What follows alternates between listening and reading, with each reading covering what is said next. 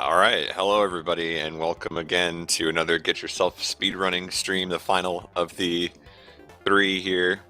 The last time around the block, I guess. It's been a lot of fun so far with our first two races. We had obviously the Master Sword race last week, which blew everybody's expectations out of the water. I think we had hundreds of people in that race, and it was a pretty successful one. And before that, Mario Brothers 3. And now we wrap it up going old school, going Sega Genesis, going Sonic 2. And it should be a good one, so I'm looking forward to it. Yeah, these entrants I'm really excited to have these entrants. Especially, well, really all four of them, but TNT actually stepped up in the last few minutes. He's one of the top runners of this game. We were really lucky that he happened to, see the race was going and was willing to step in because he's one of the top runners of this game. And between all four of these entrants, it should be a really tight race all the way through. Sonic 2 is a really interesting game. I mean, it's full of zips, all kinds of crazy things. So it'll probably be all kinds of, back and forth between the racers. So I'm really excited to see how it pans out.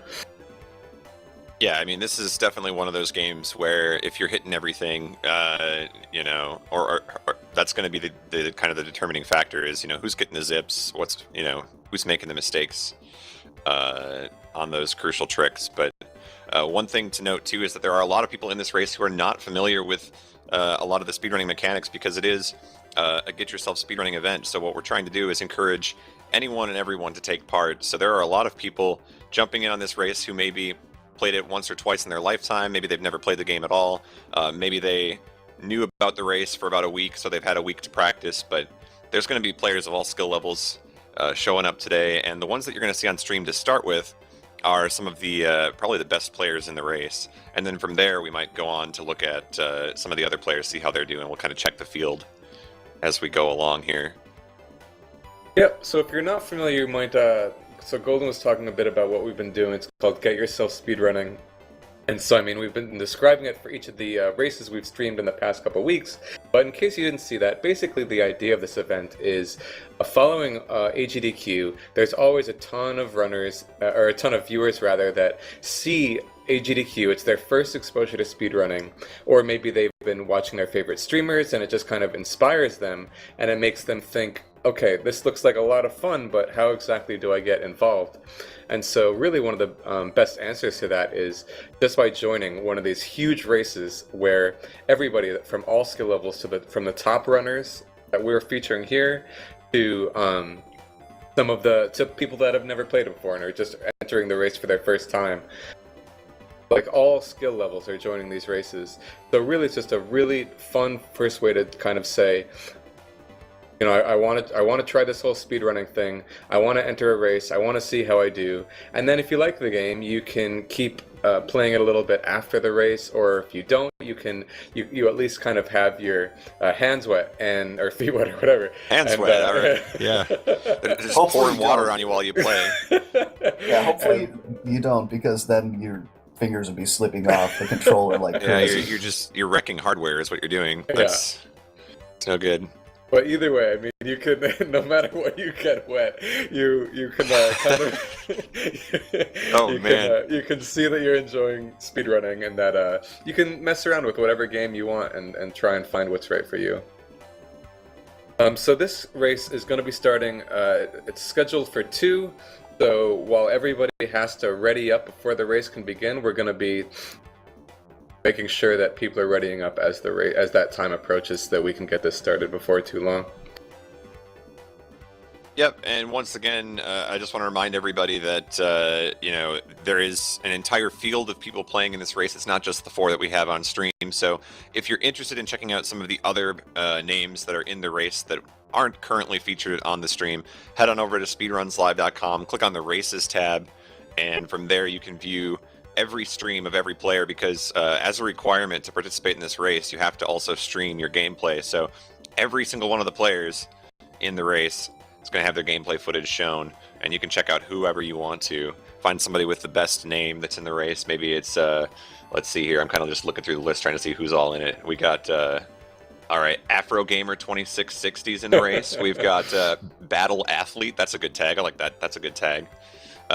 Seeing some familiar faces who kind of stuck with us for all of Get Yourself Speedrunning. I see Duckfist taking part. I see Christos Owen is back after his familiar Link to the Past race last week. Let's see how he handles a game that maybe he's not as familiar with.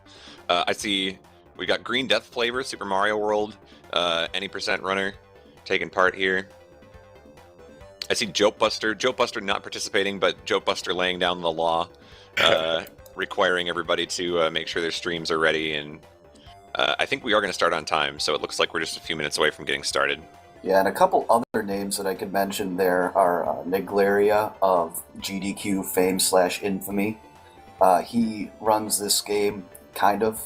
It's not one of his main speed games, but he's pretty good at it. And Flying Fox, who has been in the Sonic Center community for quite some time and has mostly done ring attacks, from what I know, in this game.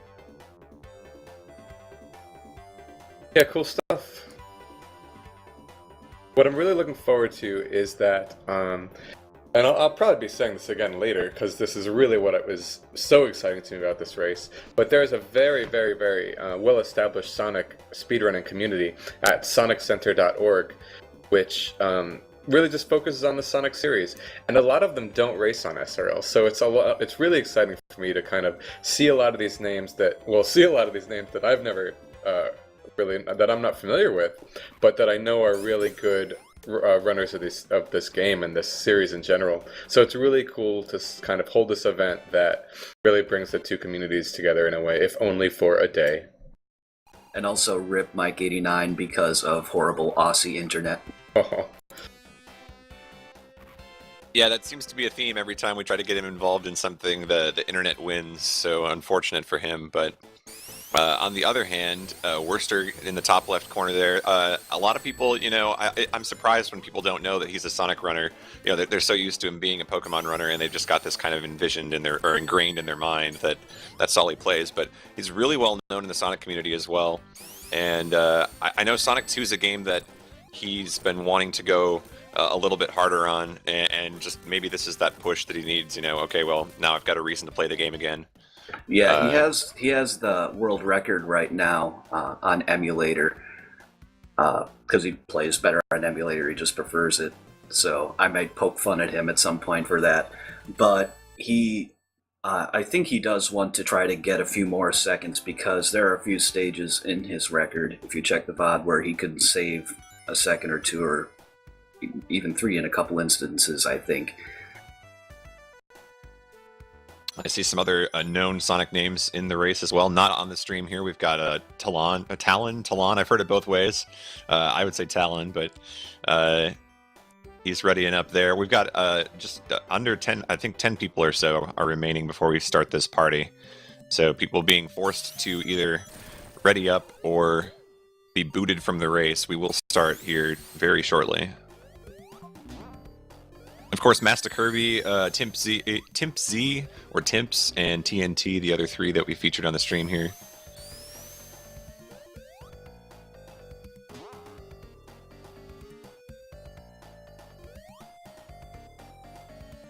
One thing we are going to be allowing for this race is the stage select code, and that's just because, we are welcoming a lot of new players to this race, and so we don't want it to be like you're confined to the continues that the game gives you.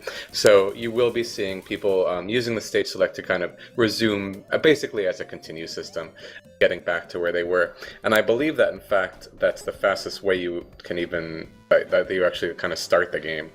So we'll probably be starting off from that as well. Yeah, it's basically just more reliable because you don't have to time up your Genesis boot cycle to get an ideal start. And the one other thing for using level select, and why it's usually allowed in Sonic races anyway, is because there are soft blocks in this game, mostly against bosses if you beat them on a specific frame. Like the Oil Ocean boss that you saw a couple of them fighting a second ago.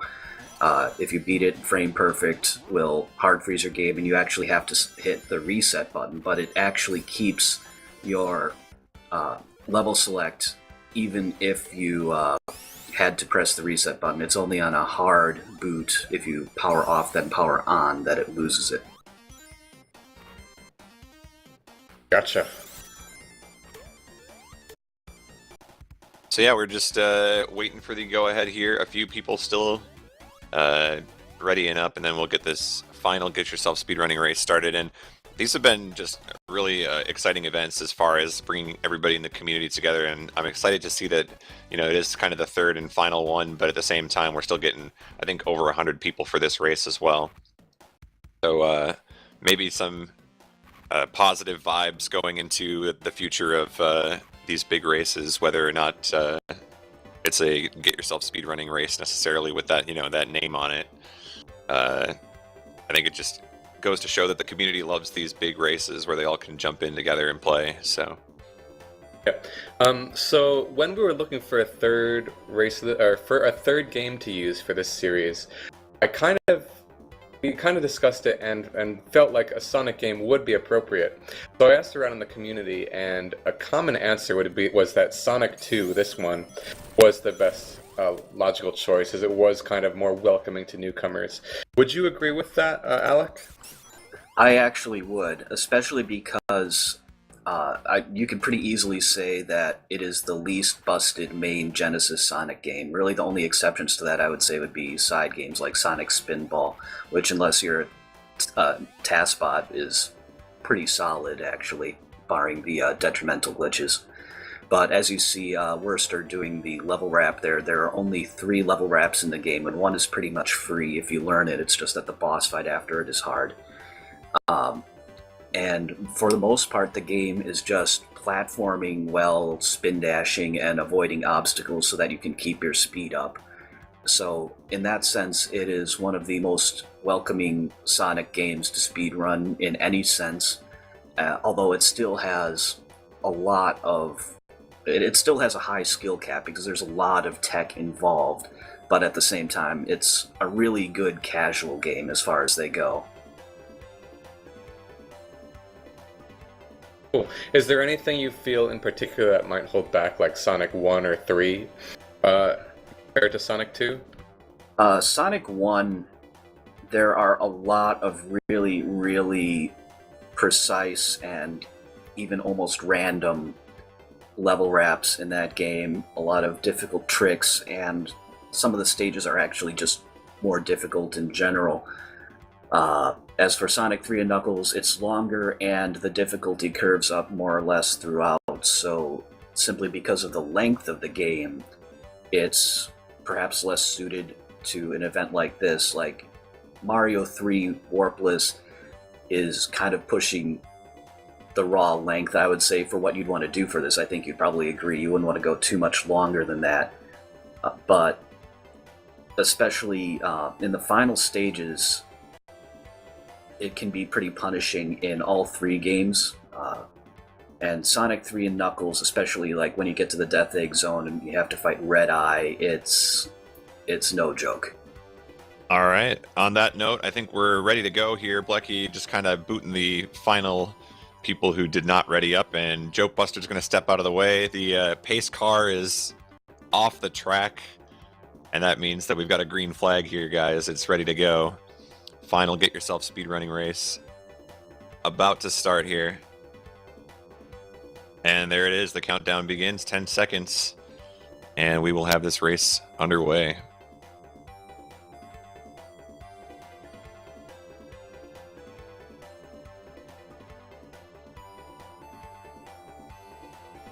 And there we go. All right. So we're off to Emerald Hill now. Alec, does the action kind of start immediately in Emerald Hill, like full tilt? Or what can you tell us about this first zone? Well, the first zone is very easy to play casually. It's a great way to just get used to the game's mechanics. And what you're going to see here is that they're going to be bouncing through the stage really fast in a way that most casual players would have to practice quite a bit to get down. So yes, it definitely starts right off the gate. Using spin dashes to go fast, you want to get 6 taps to get the maximum acceleration in most cases, and then just kind of modulating yourself in the air to hit things and bounce off them so that you can keep, or at least stay close to your maximum speed. You have to slow down in a couple instances just to make things go faster overall. But that continues then in Act 2, where you'll once again see them just blitzing through the stage. That's going to be a common theme throughout this entire game, but you'll see a lot of the mechanics that they use. You see Worcester going a slightly different route, which can be faster but requires a more technical boss fight. The others have invincibility, and they can just kind of sit inside the boss's hitbox and it just dies.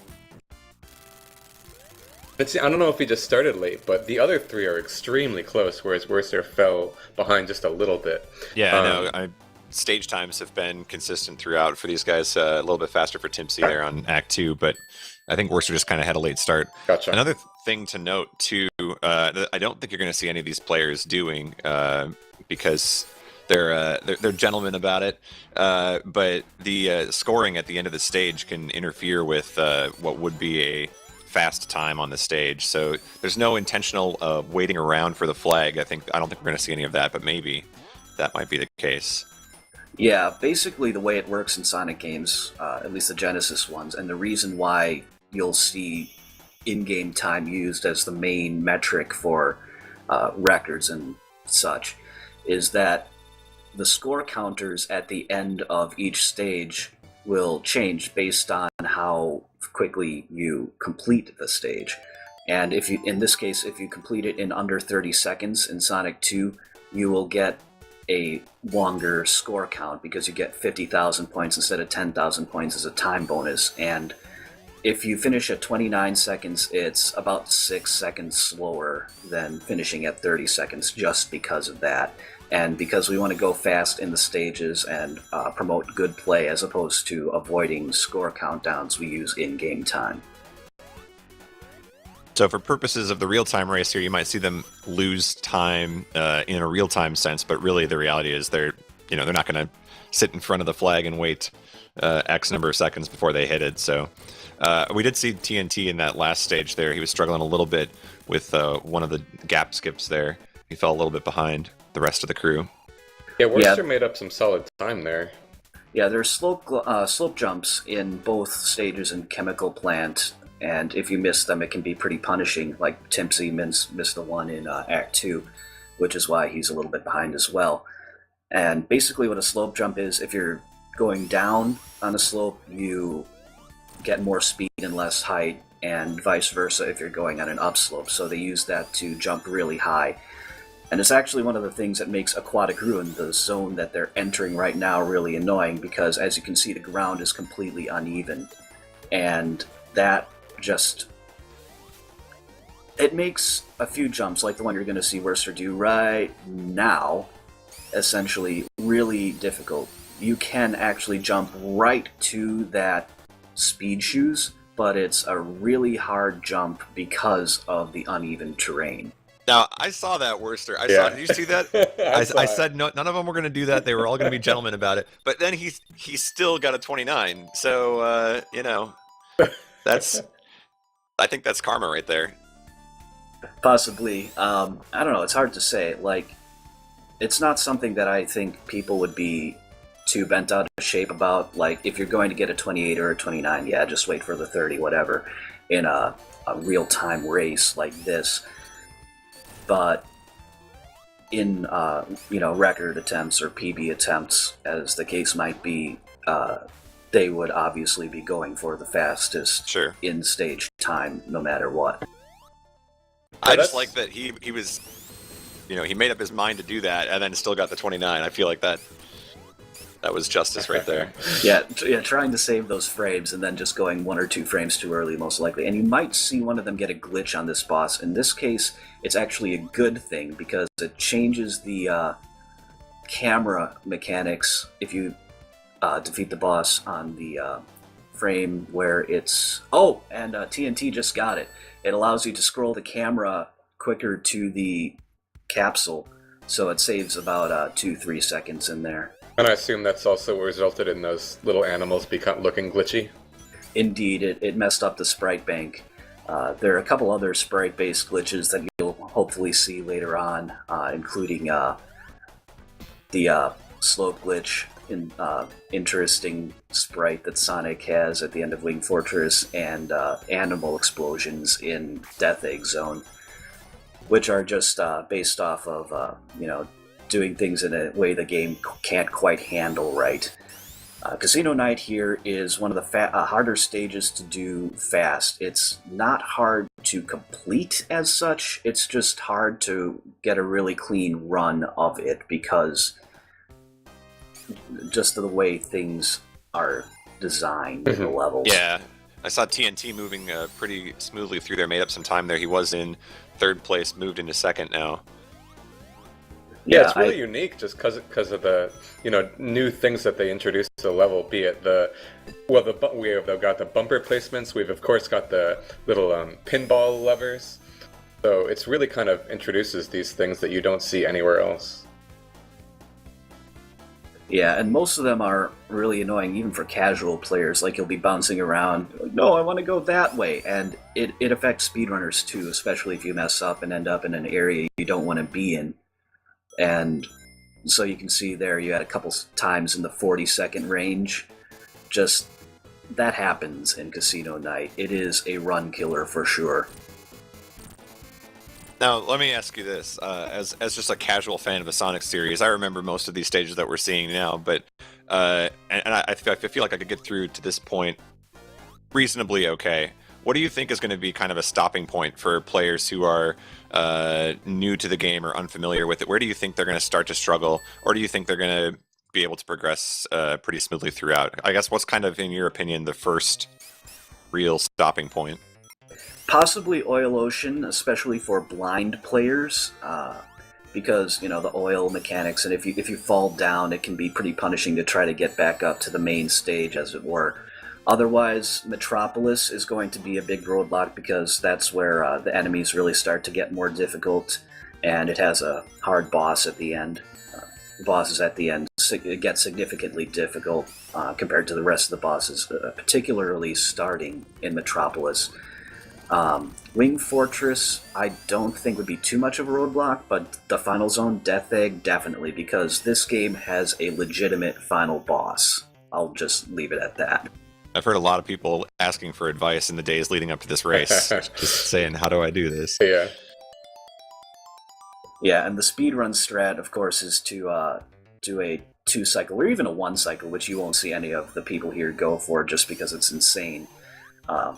You need 12 hits against it, and you do that all from behind Death Egg itself, which means you have to contend with all sorts of wonky hitboxes, and it's not the easiest boss fight in the world, even fighting it from the front, but from behind, trying to do it fast, it's something that requires a lot of practice for sure.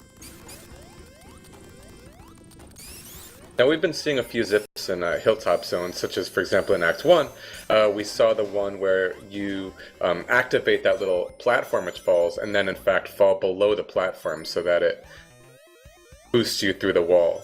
Is that a pretty kind of common idea to the zips in this game? Yeah, basically what you want to do to zip is to get inside a wall in a way that it'll let you get out. And you press a direction and the game sends you really fast in the opposite direction. Sometimes it'll send you through objects, including, as you're going to see in Metropolis 2 and 3, the actual level boundary at the beginning of the level to underflow your X coordinates and end up at the end of the stage. But this one that you saw here in Hilltop, it's just a garden variety zip that sends you through a little bit of the level. It only saves like maybe 10 seconds or so, but it's actually not very hard to do. So, it's if you want to get started with those kinds of tricks in Sonic games, Hilltop is about as good a place as any to start. Got to jump in here to point out that Worcester is just on a roll right now and cruising ahead of everybody here.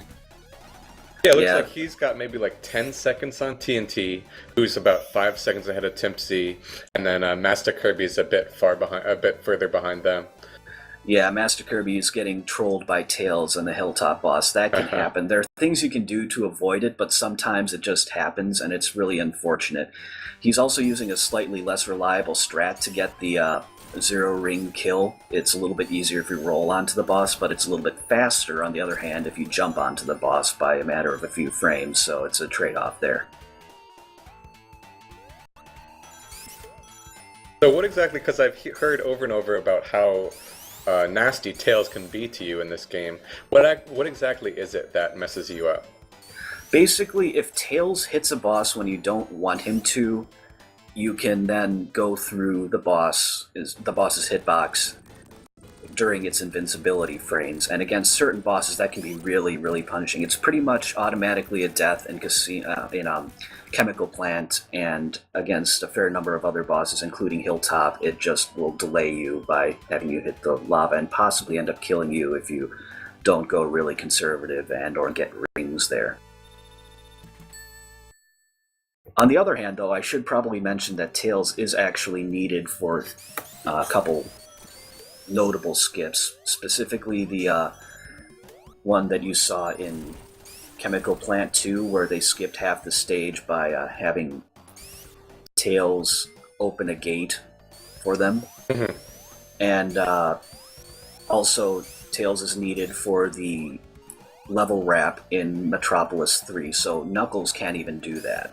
Knuckles has to play the stage more or less straight. There are a couple glitches he uses, but it's definitely advantageous overall to use Tails. He also helps out a bit in Metropolis 1, raising one of those little nuts.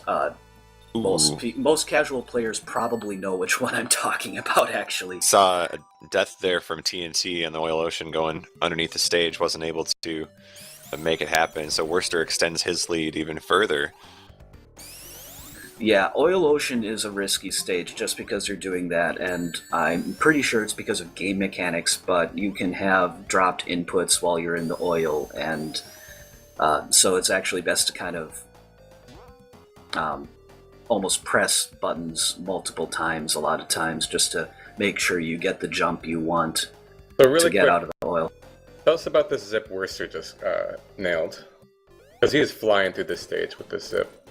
Yeah, basically what happened there was he activated a glitch called the pseudo-supersonic glitch by holding right as he went up in that one. You're about to see Timps activate it right here. And basically what that does is it alters Sonic's physics, so he jumps really high, and spin dashing cancels it, a few other things cancel it. But what it allows him to do is get in the wall with this.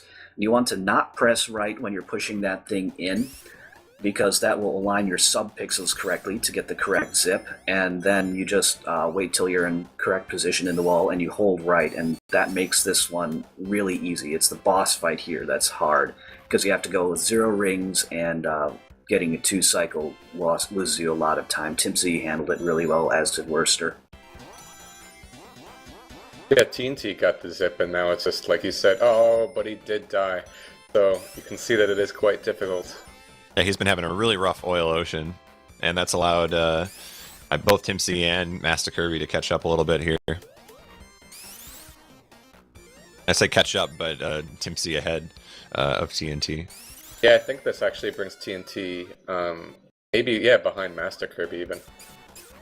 Yeah, with Master Kirby getting the zip right there. Worcester just went up that nut that I was talking about earlier, that is probably notorious for casual players. Maybe not as notorious as one or two of the ones in the later stages, but of the ones the speedrun route actually plays through, that one, having Timpsy's doing it now, having Tails around for that makes it a lot easier. So given the current record of this game, if you are looking to get a kind of top-tier time, of course I'm sure the run has to be deathless, but in terms of getting the zips quickly, I mean, is it in a place where like you basically need to nail everything first try, or else there's just no chance? Maybe second try, especially for the Metro 2 zip. You can reset that once or twice and still get a pretty decent time. Honestly, if you just want to get, like a sub-17 time, then it's not that big of a deal if you miss a zip first try, or even have a death here or there. There are a couple places where deaths don't actually cost you more than just a few seconds. But to get sub 16 especially, which is going to be my goal when I go back to running this game as Sonic, that's significantly more difficult. Worcester showing a little bit of swag there as he glitches out the flag sprite. Yeah, and what happens there is basically as you load it, you hit it, so it doesn't load the correct sprite, and it's also faster to do it that way because you're immediately triggering the end of the level on the frame that you can first do so. Worcester's having a little bit of trouble on that setup, but it looks like he recovered, and it actually is going to allow, well, let's see here, I want to get a time difference. It's going to allow Tim C to have about a 10 or 15 second lead. Yeah, that zip, I just have to say, it is evil. It is evil. You have to start the zip on one of a couple frames, which are not necessarily easy to judge because of how Tails works, and then you have to release during one of two frame windows, so that's why you see them pause buffering it. It's just a really hard trick to do, and getting it consistent is something that you can only do to an extent. You're never going to be getting it all the time. It's just too precise of a trick. The Metropolis 2 one is much more consistent. So as you can see, people getting that a lot more easily, like Master Kirby just did without even pausing, really. The Metropolis 3 one, on the other hand, takes a lot more doing. Now that said, I mean, you can see just by comparing Worcester and Tim C, but Tim C did catch up significantly with that zip, and then Worcester, it looked like, had a better boss fight. So they are like a second apart from one another right now. There is this pretty long auto-scroller at the end of Sonic 2, unfortunately, but after that, there's still some quite difficult content left, so... Really is there anything right that now. the players can do in the auto-scroller to, maybe reduce lag or anything like that? No, there is one incredibly risky setup where at the very end you can save one in-game second, which really only equates to a few frames real-time, and if you mess it up, which is easy to do, by the way, you die. And at the end of a 2+ minute auto-scroller, that is not something you want to do, especially in a race. So if someone does that, I would be absolutely shocked. Basically, though, the auto-scroller, pretty much all you can do is, if you want to, you can, by doing spin dashes and rolls and not jumping, you can, if you want, get a bunch of lives by incrementing the score counter. And that is something that casual players might want to try to do, just because you can get a good dozen lives there, but it's not really a requirement or anything at all. And going back to the zips we were talking about earlier, you can see TNT just struggling to get the setup here. A minute and a half into the stage. Like I said, there's a lot of stuff that relies on very tight pixel and frame windows in that trick. It's something that has on occasion taken me more than 3 minutes. Oh wow! I don't know how he just managed to get it like that with that setup. I've never pulled that off. But that once again brings us to Racers 3 and 4 in a tight match. Yeah, we got a battle for first and a battle for third. I think this happened last week with Master Sword too, where we had kind of pairs of people on the main stream battling it out. So this is really cool to watch. Not good for Master Kirby against this boss. It's really hard to do without rings. But there you can see, even the platform luck was kind of even on Worcester and Tim's streams. It's one of those things, it's not technically luck, except you can't manipulate it, so it kind of is. And now they're going to be setting up for something called the Sluip glitch, which is a sprite replacement thing again, which allows them to glitch inside the wall and beat the boss from there, hopefully. It's so funny, because it looks like Worcester falls behind, and then he just follows up with something quicker, and he gains time after that. So he falls behind, and then immediately after makes up for it. That's Sonic, Genesis Sonic running in a nutshell, though. There are so many places where you can gain or lose a second or two that it's pretty much inevitable. I love the Sonic dismembering himself before he gets back on the plane. Yeah, like I haven't explained it before in here, but basically what that is because there is no sprite for Sonic trying to balance on a ledge, which the game thinks he should be doing, and also note the black flames on Worcester's stream there. That's part of the sprite glitch there. But the other effect is that it tries to make Sonic look up at the same time, and that sprite just does not exist, so it just kind of freaks out and does that. Now this is really close here as we go into Death Egg. These guys are neck and neck. And don't be surprised even if one of these guys dies, because Death Egg it requires, like I said, a lot of precision. And there's also a soft block that you can get against Silver Sonic here if you defeat it on a certain frame. Oh, and Timp Z just got the animal explosions, and I keep going between Timps and Timp Z, but I don't care. It's the way we roll around here. You say it the way you want to. Unbelievably close. It really is.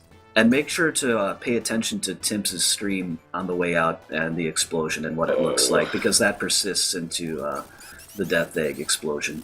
An unfortunate death there for Timp Z gives Worcester the opportunity, and he takes first place in our race. Yeah, that is going to decide it. Yeah. So Worcester finishes with a 21:56. That was crazy close right up to the end there. And I don't even know, like, if Timps did that boss perfectly or, like, mimicked Worcester's performance on the boss, how exactly they would have fared. But I have to think it would have been within seconds. And appropriately, Mike89 getting second place off stream here. Not one of the four featured, but leave it to Worcester and Mike89 to rival each other 1 and 2. They have the top 2 times in the world right now, so yeah, that's not surprising.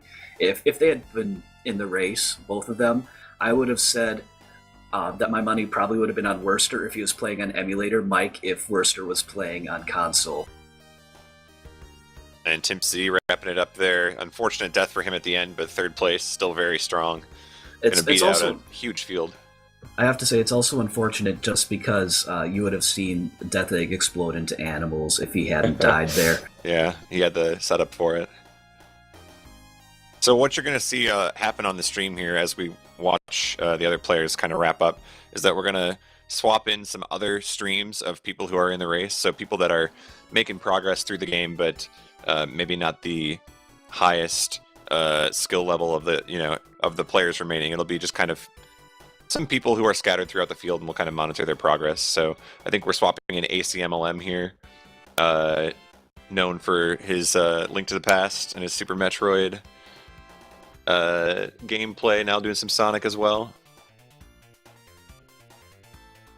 Kirby with another costly death. Yeah, if you do that part slightly wrong, you can catch one of those little things that the game developers intended you to grab, and that is actually bad for speedrunner, because we don't want to grab them, we just want to jump and blitz right through that section. And I've honestly kind of forgotten how to jump through that section normally, so if that happens, I usually die.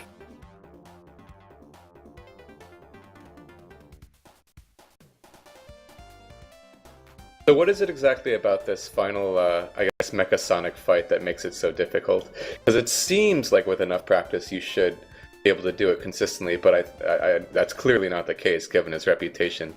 So what exactly is it? Well, it's the Silver Sonic fight is pretty easy if you know what you're doing. It's the Death Egg fight that follows it that's really hard. It just has wonky hitboxes, and they did a really good job of covering its vulnerable spots for the most part. And one thing that I wish I knew of a convenient YouTube video to tell you how to search, but if you look for a video of that with hitbox view on and just watch that fight, you'll get some sort of idea as to why that boss is so evil, especially because you have 0 rings, and then you have to fight a boss that just has hitboxes going all over the place, and you have to modulate Sonic's path in the air, his momentum as you are landing, and also the way you bounce off the boss. You have to do all those things to beat it fast without dying. Gotcha. So we've got Worcester with a 21.56 in first, Mike 89 22.23, Tim Z at 22.45, and then interestingly there was a bit of a gap here. Fourth place TNT was 25.04, and rounding out our top five is J Matt with 25.26. So it's interesting that you compare it to Master Sword last week where there were a lot of people finishing relatively close to each other. That there's almost this minute and a half or 2 minute gap here between third and fourth place, and we really only have 5 people finished at this point. I'm curious to see just what that means for the field as far as when can we expect a bunch of people to start wrapping up the game. Yeah, I think I was just going to say, I think that's kind of just to be expected with the game as well. Like we knew going into it that the game at a top level, the game is just so full of those zips and just how quickly you get them. It's so easy to die throughout the game. Whereas in something like Link to the Past Master Sword race, it's really mostly about just optimizing movement. Deaths are pretty unlikely, so it's really just like a bunch of like constant, tiny little time savers in a game like that. So it's really interesting to see a week later. Oh, go ahead. Blechy, I died twice Oh. to Lad Molas when I played it off screen because I'm having PC issues. But to be fair, I hadn't played the game. Like the last time I had played the game was actually at Crystals for Life almost 2 years ago. And before that, it had been about a year. So I was incredibly rusty. But I have to say, as far as times translate between real time and in-game time, it's obviously an imperfect science just because of all the slight variations there can be with deaths and score countdowns and such. But the top 3 times are all in the 16 to 17 minute range, which is maybe a little over 17 for third place in all likelihood. Which are very, very solid times for a race. 25 minutes or so is about 19 minutes, roughly. So if you want to get a sub-20 in-game time, 26 minutes real time is a decent goal to shoot for. That means you're at least close. Beyond that, I honestly don't know, but I just figured I'd toss that little tidbit out there for food for thought. Master Kirby wraps up his run in 8th place, so that wraps up the top 4 that we had featured, and so I believe we're going to swap him out as well, and then we've got 4 other people just making their way through the game here. ACMLM in the top left, Flying Fox TSC in the top right. Good to see, by the way, that I guess the Sonic Center really cooperating with this race. A lot of people jumping in, taking part. And Sharky2107 in the bottom left, we just watched him really struggle on the boss here of Oil Ocean, lost a few minutes and had to go back. Yeah, there's also, you said J-Matt. He's another guy. I didn't notice him in the racers list when I looked through it earlier, but he is actually immediately ahead of me on the leaderboard, so shoutouts to him for knocking me out of the top 5 a while back.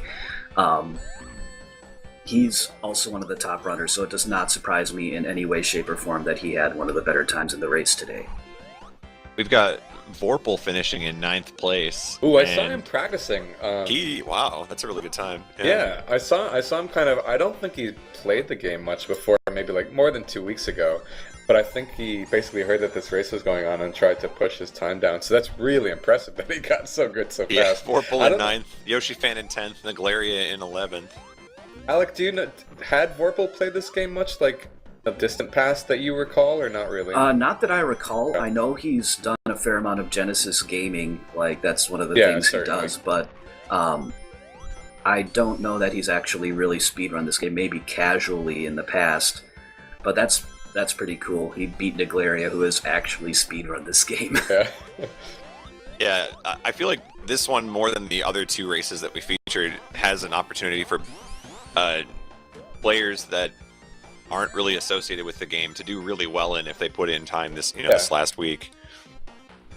And one of the cool things with Sonic 2 is that a lot of the basic strats, while they're not necessarily easy to do consistently, you can at least get pretty close to them consistently without too much of a difficulty curve.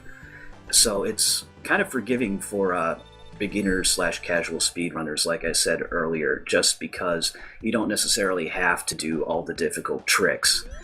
You can, like for example, my best time in Metropolis 3 with the level wrap is like a 46, I think, and without it, it's still a 127, I want to say. So that's a pretty significant difference, but if you look at the times I typically get with the level wrap, it's usually more like a minute 10, a minute 20 in there, so some of those glitches don't necessarily even save you much time. Now, just because messing them up. One thing I was interested in is that a lot of this game, in terms of the Sonic Center, a lot of the focus, I think, is on IL, individual level times, rather than single segment. Is that right? As far as the Sonic Center goes, yeah, that's also where a lot of the strategies for speedruns were born out of those ILs. And also ring attacks and just things like that. It's having fun with Sonic games as much as anything else. Speed is one of the main foci, of course, just because, you gotta go fast. It's a Sonic game. But there are a lot of other things you can do. Another cool thing that you can check out is like the ring attacks. Flying Fox, who you're watching right now, has done a few of those. Also some score attacks, going for high score. And it's really interesting, just the things you can do with this game. There's even Gets All Rings TAS of Sonic 3 and Knuckles, I believe, on test videos, which is a cool watch. And if you want to learn more about speedrunning this game, I can't recommend the knowledge base entry on SDA enough, because it's definitely one of the better ones on there, at least for Sonic. There really isn't much of anything for Knuckles yet. But for Sonic, basically there are a couple little things that Worcester did that aren't in there, but otherwise it's very up to date, and you're looking at ideal performance, a difference of maybe 5-10 seconds tops between the strats Worcester would use to save a couple seconds here and there versus the ones on the KB. Yeah, I'm trying to grab a link to the knowledge base, and I'll link that up in chat. I think that's already been it's linked, already been? so Okay, cool. yeah. Where you at? Oh, I'm still there. Yeah, our remaining streamers, and you can kind of see that I think Sharky is looking to perform a zip, and you can kind of see that it sounds like a huge gap that'll separate the top runners from kind of the higher runners, but not quite expert runners. It's just consistency of those zips. I have to imagine that that's just a huge part of really making sure that your times are consistent and at a top level. Yeah, it took me the better part of a month to really get the Metro 3 level wrap down, just because it's so technical. The other ones, not so bad, but even then, it's easy enough to mess those up, especially if you use a certain cue and maybe you're working on slightly different settings. You're used to emulator and you're playing on console or something like that. But then there's one other thing I'll mention. You can go into the settings and play as Tails, like you see ChewCat doing there. Basically what that does is it means that you only have one character, and other than that, Tails has a slightly smaller hitbox, so it makes Death Eggs slightly easier, but it's not game-breaking or anything, and like I said, there are a couple big skips that you need to have Sonic and Tails for, so you're not going to get a super competitive time with just Tails anyway.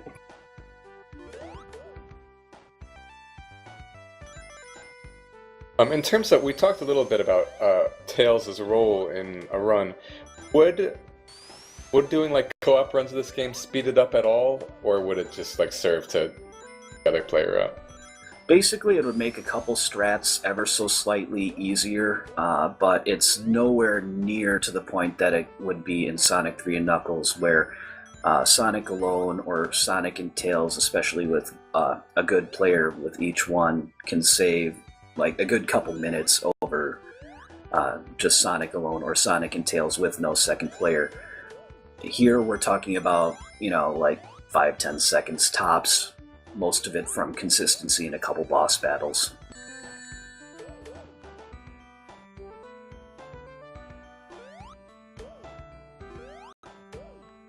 As far as Sonic speedrunning goes, so obviously, I mean, what we're seeing here is Sonic 2. I know that Sonic 1 and 3 and Sonic and Knuckles are all have pretty competitive times.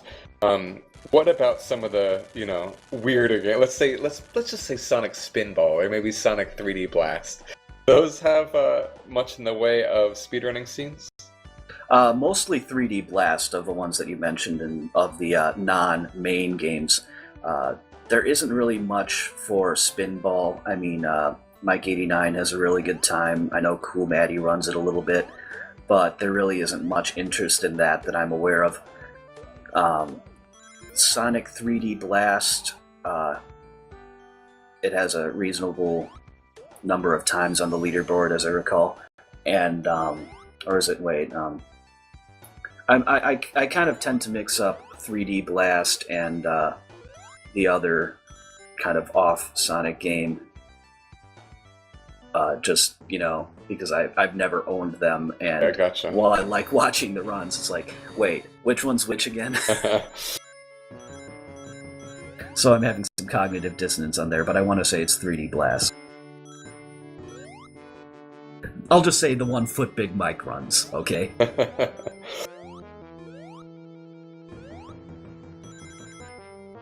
So as an update, we do have 145 in the end, 145 total entrants in this race. So far, 17 have finished. Well, we gotta keep the tradition. So far we've got 3 forfeits. I think this is the hardest one of the ones we've featured. So let's see how many forfeits we get. I think I will say 45 entrants. Even go as high as like 37. Yeah, I think you're in the ballpark there. I was going to go somewhere around 35, 40. What I think is interesting about this is that compared to the other 2 races, there have been very few forfeits so far, Yeah, which means to me that people are making progress. But I think that final gauntlet of this game, the last few sets of stages, your Metropolis, your Oil Ocean, your Death Egg especially, I think people are going to get there and maybe get frustrated. But it's good to see that a lot of people are hanging in there and must be making good progress. Yeah, I do think, like I said, I mean, Master Sword was a pretty simple goal, especially since it wasn't a full game. Mario 3 could be pretty intimidating, but it's just kind of like it makes you feel like you want to keep going. Sonic 3 definitely, I think, has its choke points, and so we'll see how people do. Well, Sonic 2, but Or Sonic 2, yeah, sorry. Both games definitely have choke points as well. And like Golden said, it's absolutely the end game that is going to end up walling people and causing most of the forfeits, I would say. We've got yet another Pokemon runner sneaking his way onto the mainstream here. We got Mexican Base Monkey. I always say MBM. You put his whole name up there, you're going to throw me off. I can't pronounce it, but MBM in the top right corner there. Chewcat about to wrap up as well on Death Egg. Yeah, and I can see MBM obviously got the level wrap in Metro too, so it's nice to see that a lot of these runners are at least trying to learn some of the tricks.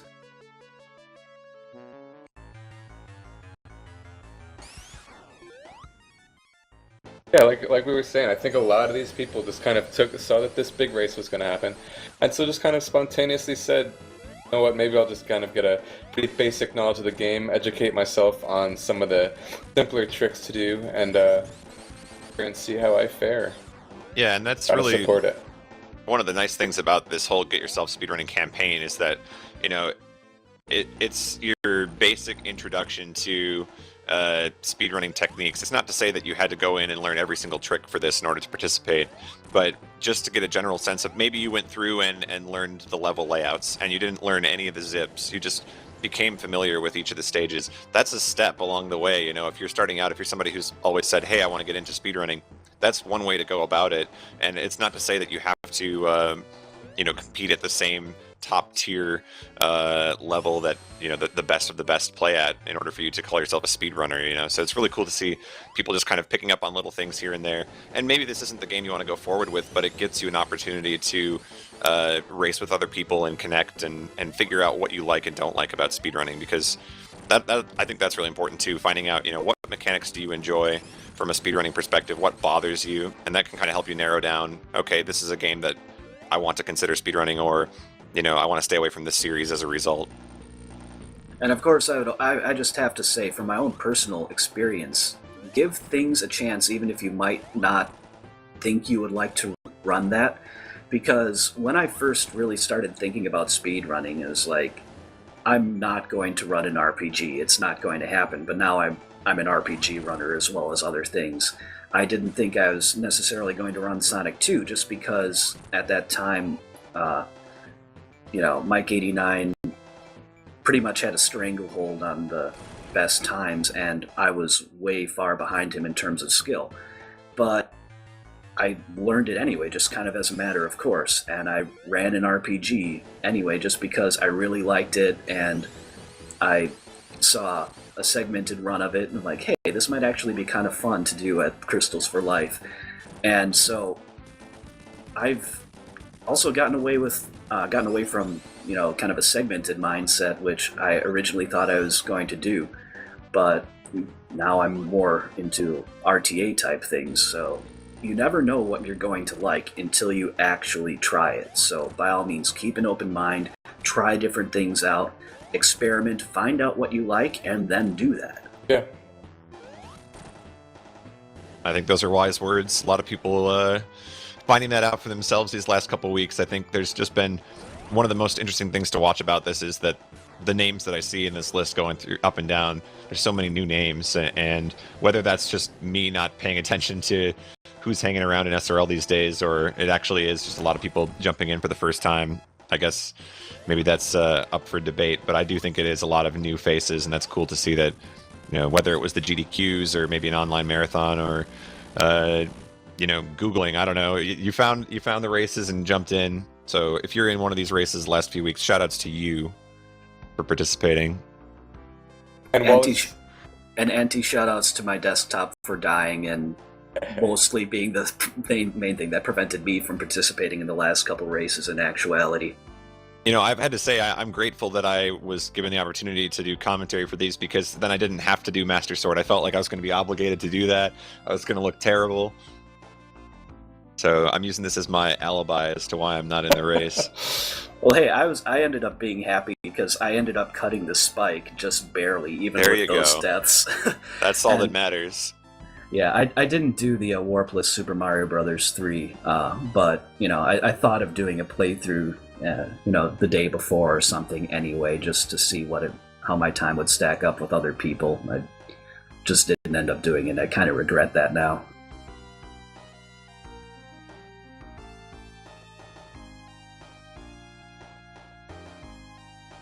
It looks like ChewCat was able to wrap up their 26th place, 42 minutes, 45 seconds. We are starting to see some times more frequently trickle in here, maybe one or two people finishing per minute.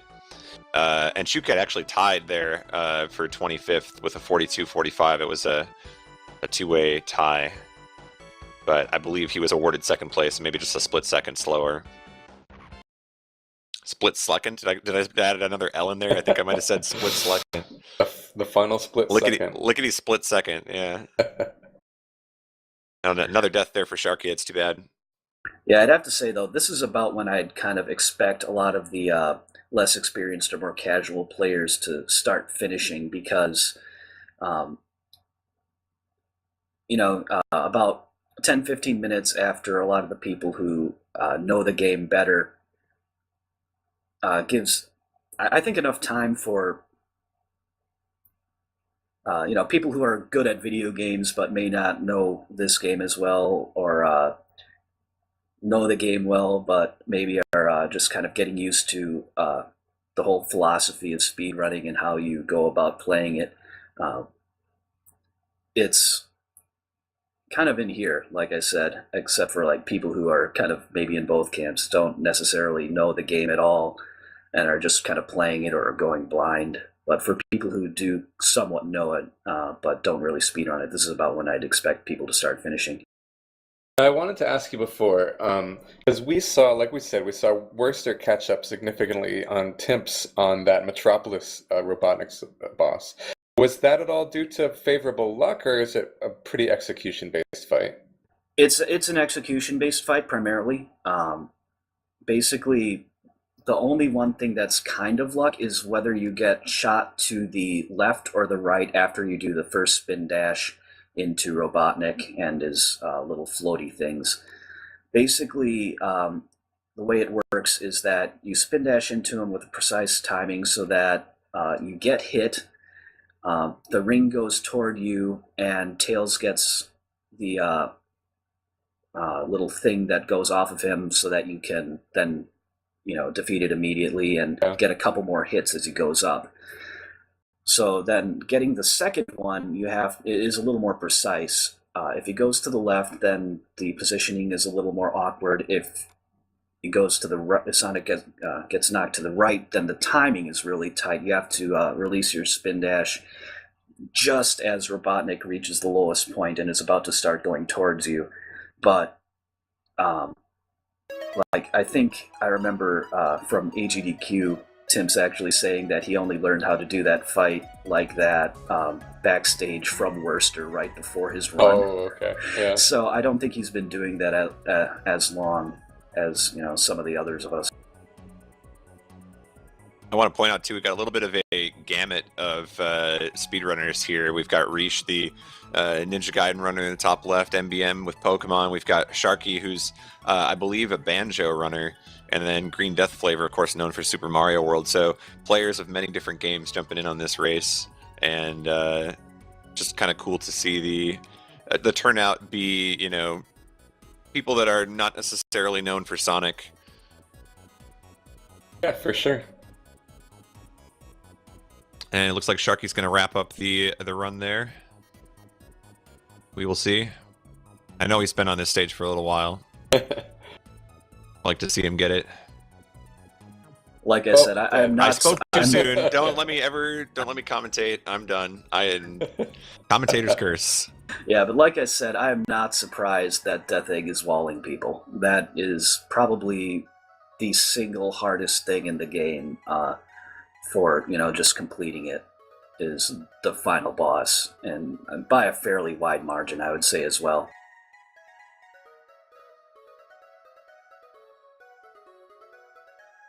Starting to wonder just how far back in the game some of these players will be. I'm looking to see if there's anyone still in maybe zone 2 or 3. Hard game. I've been bouncing around just checking out some of these other streams, and I'm seeing good progress. A lot of people in Oil Ocean. We're seeing some Metropolis. It seems to be that people were having no trouble at all with the first few sets of stages, at least the players that I'm looking at, able to make it through maybe the first 3 or 4 stages before really running into any trouble.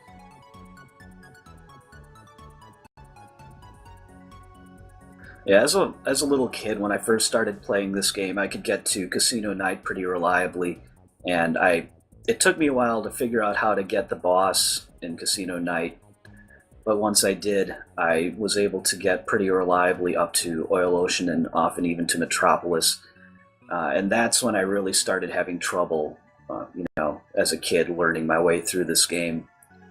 So, like I said, the difficulty really ramps up in this game at the end. Let me do the Game Gear Sonic games see much competition?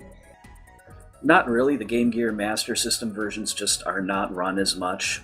Some of them may even only have one real runner. And that's something that I'd kind of like to get into at some point, because they are really fun games, actually. But the 8-bit Sonic games just don't see a lot of love.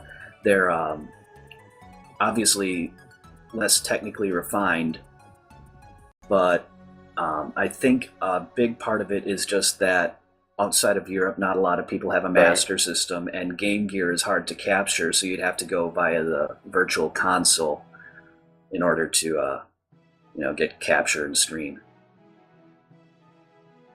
Get some extra shout-outs here to some names that maybe haven't heard their name on stream yet. Freddie Neo in 33rd place, 50 minutes and 2 seconds. Tenebrae in 34th with 50 minutes and 9 seconds. So shout-outs to everybody who is continuing through the game here. We're not even at an hour yet. It feels like, with the amount of deaths I've seen on the stream, that it kind of starts to feel like that after a while. Like, oh man, am I really dying that much? But the reality is no. I mean, these guys are making really good progress considering that maybe they're not the most familiar with the game. Yeah, and heck, look at my SGDQ run. I died several times in that. This game can be pretty punishing. We got Chrono Gamer in 35th with 50 minutes and 58 seconds. Getting to a little under a third here of the entrance, wrapping up. So people still able to claim really high places in this race if they finish up in the next few minutes. MBM doing some daring jumps, it seems to me anyway. I know we practiced a little bit in the advance of this race, so I guess they're not truly leaps of faith, but for a moment that they were. I like that he mixed it in with the hesitation too, because he went from just completely going for everything to waiting there. Unfortunately, he does fall. Yeah, that part is a little bit tricky. So, like in my PB, I almost died in there just because I got good platform luck. I'm like, awesome, I start blitzing through it, and I think I landed on the platform maybe the second frame that it was there. Otherwise, it was the first frame. It was really, really close. Those platform cycles can be kind of tricky to get used to, and how to get through there reliably without dying. It's even worse on ILs, because then you just kind of do a big spin dash jump out there and hope the platforms are out.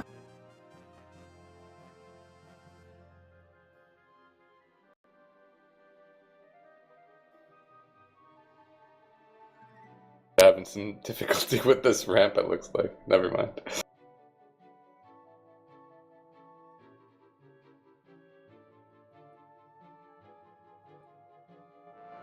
We've got Sharky going for the unconventional strategy of sound test.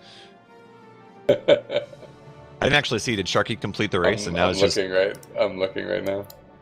Yeah, doing the after party. Looks like he's entering the level select code, and he doesn't. One thing that you may not know, you have to.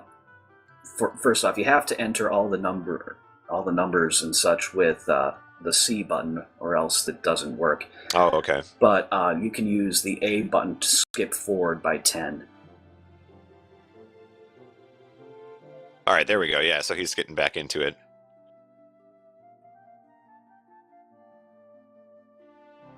I thought he was actually just done, and he was doing like what the Donkey Kong Country runners do, and they just, pop on their favorite song.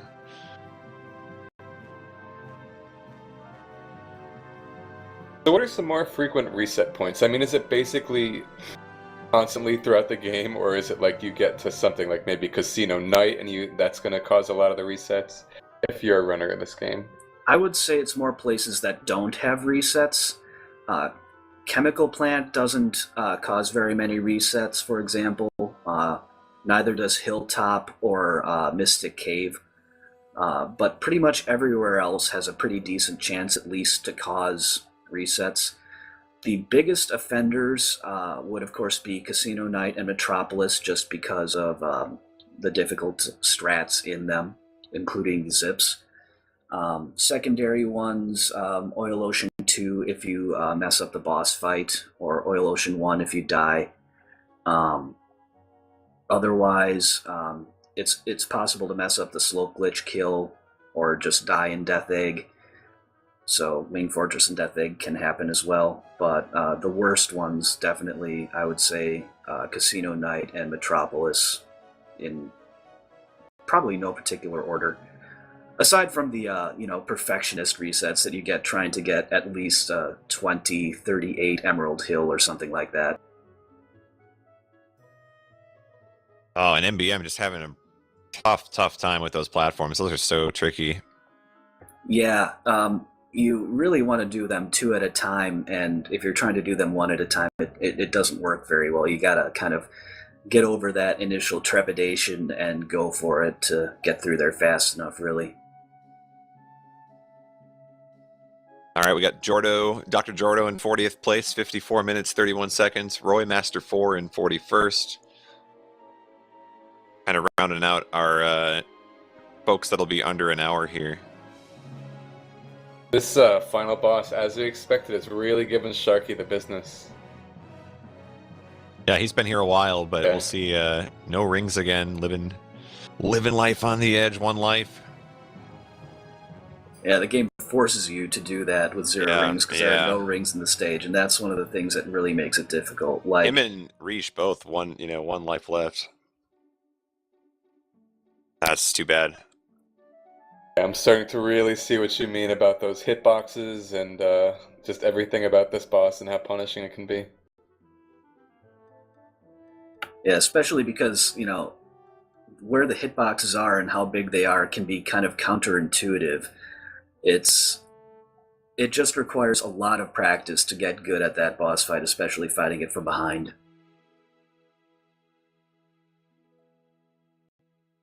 If I'm in MBM situation, what I need to do is just be a little bit more aggressive than he is, because I think that hesitation is costing him a lot of time, just trying to be almost too careful. Yeah, it's kind of funny how in Wing Fortress, the couple places where you'd think it's most dangerous, it's actually good to be aggressive. Like, you learn the timing of the jumps, and then the jumps over the bottomless pits get a lot easier because the aggressive way is actually, I would say, almost easier than the other way once you get it down. Because if you grab onto the little hanger things in the wrong place, or if you go too slow like MBM is there on those platforms, then you can kind of screw yourself over.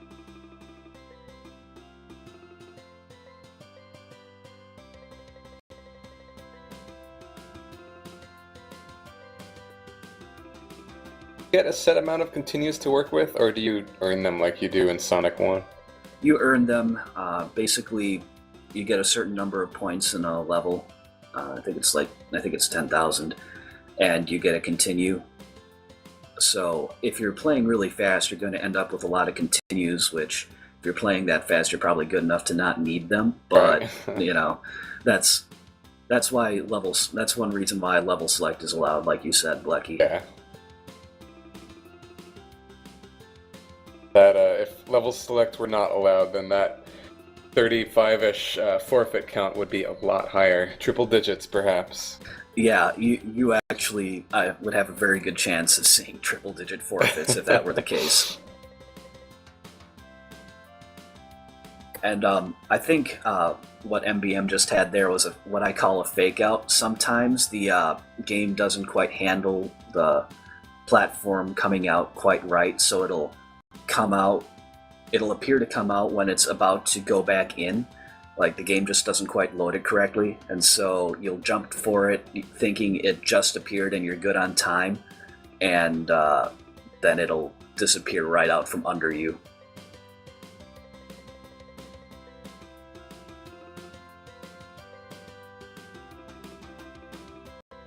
Oh, and Sharky got it. Yeah, and he was able to get in under the hour, so good for him. Yeah. 5909 according to the race channel, and 46th place. And Duckfist, I know he's been practicing all of these Get Yourself Speedrunning races, taking part in all of them, I believe. Well, he did commentary for Mario 3, but the other two. 47th place for him at 59.41, so he's under the hour. And wrapping up our sub-hour, we've got Willie946 in 48th place with 59.44. So 48 players able to beat this game in under an hour.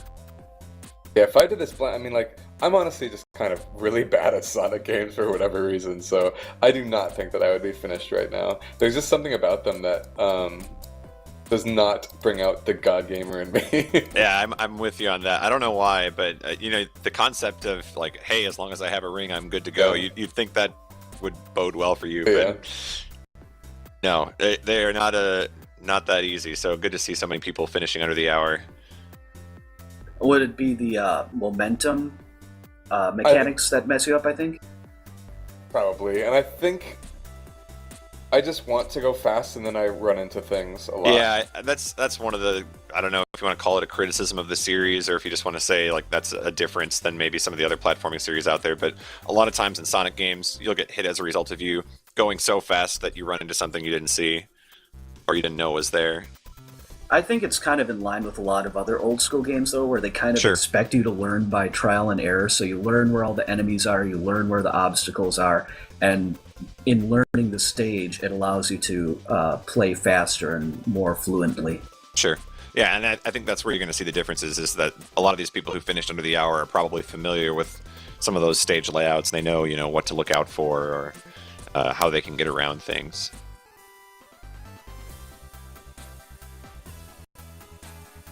So we've crossed the hour mark. Just under 50 people have finished so far, which means that more than half the field is still out there. And again, just a reminder to you guys watching on the stream here that if you would like to watch any of the other runners in the race, you can head over to speedrunslive.com, head on over to the Races tab, and from there you can find this big race, and every person that's still in the race, their stream will be there for you to watch. So if you've got Google Fiber, or some other sort of fiber optic internet, you could load up all 100 and however many streams we've got here. Yeah. And still only 7 forfeits. Good stuff. Persistent folks joining this race. You gotta be persistent to be a speedrunner, though, to be fair.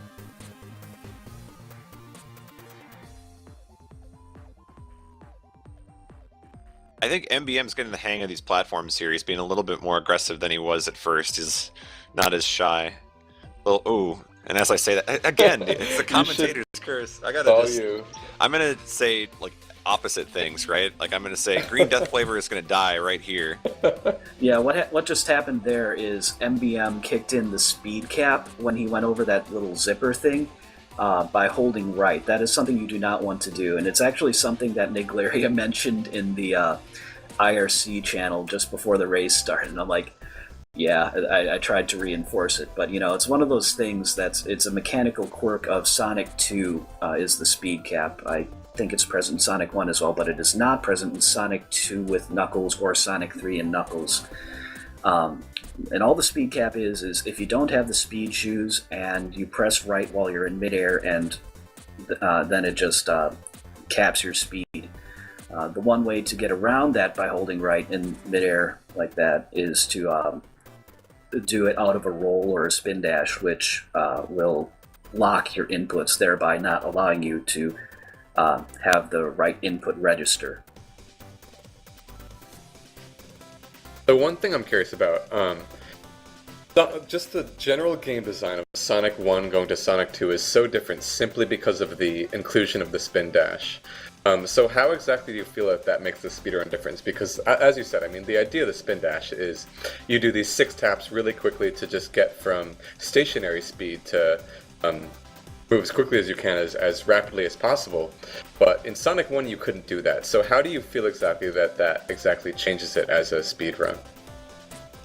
It makes it very much more technical in some ways and less technical in others. It's I think the best way to describe it is that it places more emphasis on maintaining what momentum you have, because the main ways to accelerate there are to start off with a jump, to use slope jumps on down slopes or roll down slopes to get speed, and then jump fluidly so that you don't lose that speed once you get it. Although a lot of the stages are just skipped with zips, typically, in Sonic 1. It's definitely a different mindset, because in Sonic 2 you're stopping and starting a lot just to spin dash so that you can get that peak speed, and that ends up being faster most of the time, whereas in the first Sonic you want to avoid stopping pretty much at all costs.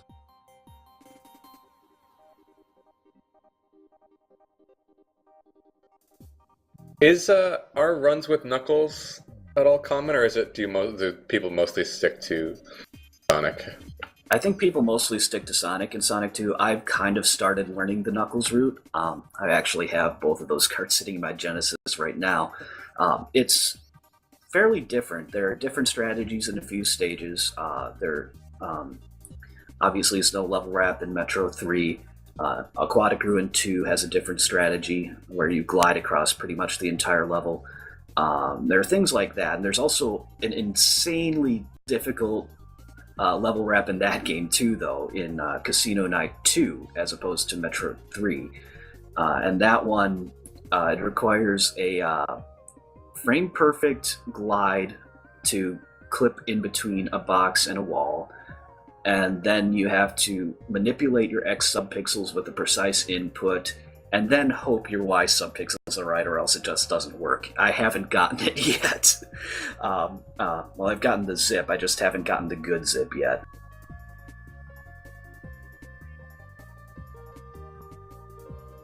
Yeah, and interesting, because let me know if I don't have this right, but my understanding is Sonic and Knuckles, I mean, the level design changes based on who you choose, right? The actual progression of the level, right? To some extent, yes. It's mostly starting and finishing positions because of the different jump mechanics and Knuckles being able to break through blocks. But the stages themselves are technically the same, just minus a couple things like that and a couple scripted events playing as Sonic that are not present for Knuckles. But yeah, but then you get to Sonic 2, whereas and the level design is identical, right? Because they didn't change it like for Knuckles. Basically, go ahead. It's almost entirely identical. There are a couple objects that are removed for Knuckles because, like the first pillar in Aquatic Ruin 1, Knuckles can't really get over that otherwise, so they removed it. Just a jump height thing.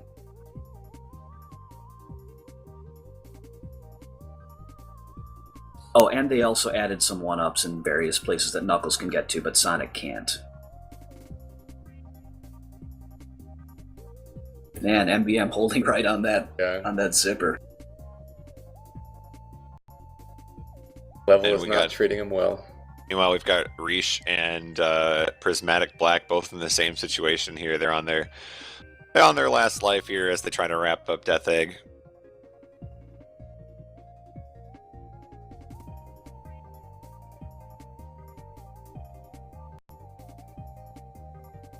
One of these attempts, though, I think they're doing just a little bit better, so... Oh, and both Riche and Prismatic Black fall for the same trick in the book there. And anyway, I'll be back in just about a minute. I think we actually might start to wrap it up here. We won't see the thrilling conclusion of will MBM ever finish? Will MBM finish? In order for you to know that, you'll need to watch his stream. So yeah.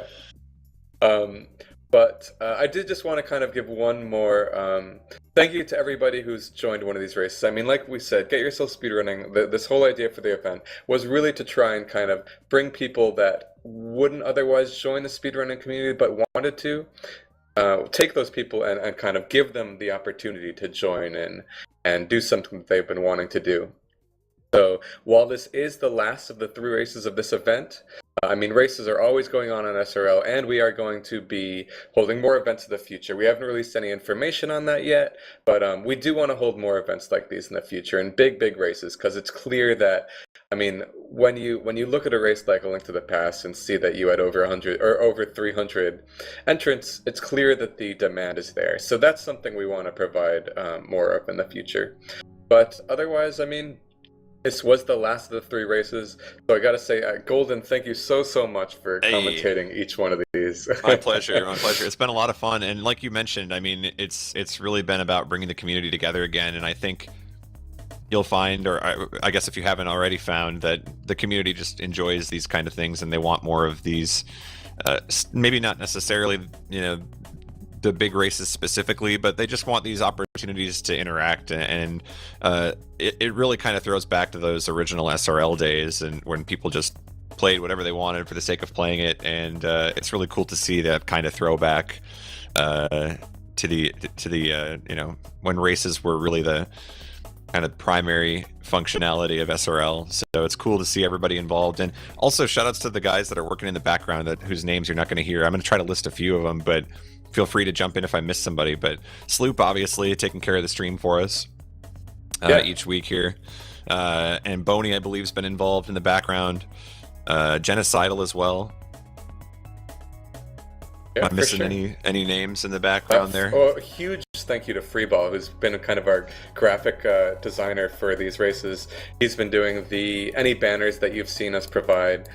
He's done a new stream layout every single time for each one of these races, so he's been really a huge help and has put up with our nitpicky demands for each one of these. Making sure it looks just right. Yeah, no, that's really good. They've looked very nice. But yeah, I think, these kind of events, it's something that the community has obviously wanted, as you see so many people turning up for these. So hopefully this just means more events like this in the future. So one last thing about Sonic 2, of course, thank you to all the racers that we've streamed. I'll try and link the original 4 that were so close and that we originally featured. If you are interested in speedrunning Sonic 2, let's get one more link to the knowledge base, because the runners have put a lot of time into trying to condense all the information that's available into that place. And also maybe a link to the Sonic Center. Thank those guys, and really a big thanks to those guys for joining the race, because like I said at the beginning, the Sonic Center guys just kind of often have their own community and they don't race on SRL very often. So it's really exciting to just kind of try and get those guys over here and bring speedrunning communities together, because we all have the same passion in mind ultimately. So. And also anti-shoutouts to Spike Vegeta's internet wherever he is. Yeah, so I don't know if you guys know this or not, but Spike is currently at Anime on Display doing speedruns there. And we noticed that his internet not cooperating at the venue, so he wasn't able to join us today. But he's here in spirit, or maybe in the chat. Maybe he's been stream monstering, I don't know. Yeah, and a big thanks to him for the previous 2 races for sure, though. Yeah, I know. He's just as thrilled as I am to get to take part in these whenever you guys give us the opportunity. So we're both grateful to have been a part of it, and we hope that more things happen in the coming months, whether they're anniversary races or just, random races. Hey, tonight feels like an Ocarina of Time night, or tonight feels like a insert any other game here. Alright, so thank you all for watching. I am going to try and link the streamers that we featured, but as well as that, we haven't done a raid in the past, but we are going to do one this time around. So we are going to raid. I'm going to be selfish here, but I know everyone wants it anyway. Oh yes, thank you, Boney. Before that, and thank you so much, Boney, because that is huge. That's worth mentioning. Yeah. One big thing, if you did miss these Get Yourself Speedrunning races, another thing that's great for either the experienced speedrunner or somebody just getting into it is what we're putting on called Mystery Tournament. This is going to be the 6th Mystery Tournament we've done, and the idea basically is that a whole bunch of people enter this tournament, and every single person that enters submits 3 to 4 games of their choosing within some of the earlier consoles. And it's basically a bunch of 1v1 matchups.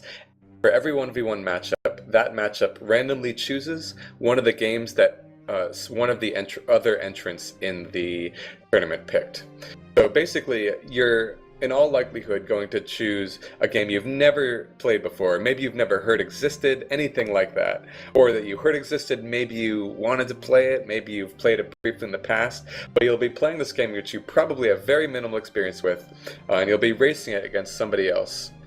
And it's just a really, really fun way to kind of get into the community and get yourself more involved. It's a lot of fun.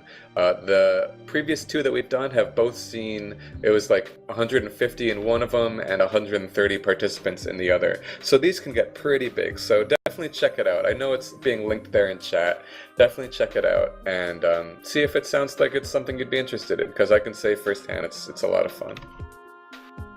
Yeah, and that's another one of those events that really just brings people from all different, elements of the community together. And it's so one of a kind. Like, you're not going to see anything else like the mystery tournament. If you haven't had a chance to play in one, I recommend that you do. And thank you for reminding me. I gotta submit my games still, so gotta think about what I'm submitting. I'm gonna get these streams for you guys real quick, and then we'll down. Just a moment, if you could bear with me. And on that note, too, while we link the streams of the runners we've featured, just a reminder again, one more time, that the race goes on. Just because the stream goes down doesn't mean that we're telling everybody to go home. The race does continue over on Speedruns Live. So if you want to watch any of these guys finish out their runs, or if you want to see who else is still in the race, maybe somebody that we didn't feature on the stream here, head over to Speedruns Live, check out the races tab at the top of the page, and from there you'll find the Sonic race. And thanks again for having me in a commentary. Yeah, thank you very much, Alec. It was...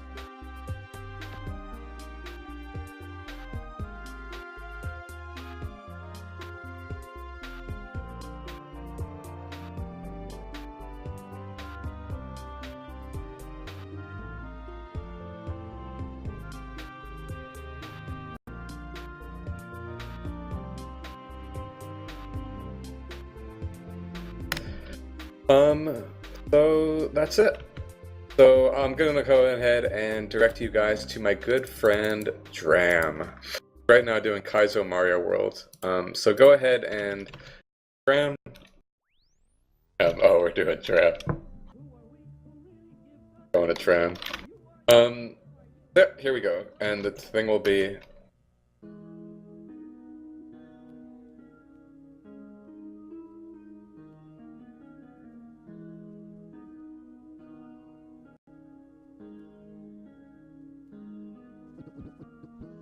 Alright, that's about it. So, thank you very much, guys, for watching. Really appreciate it. See you around next time. Bye.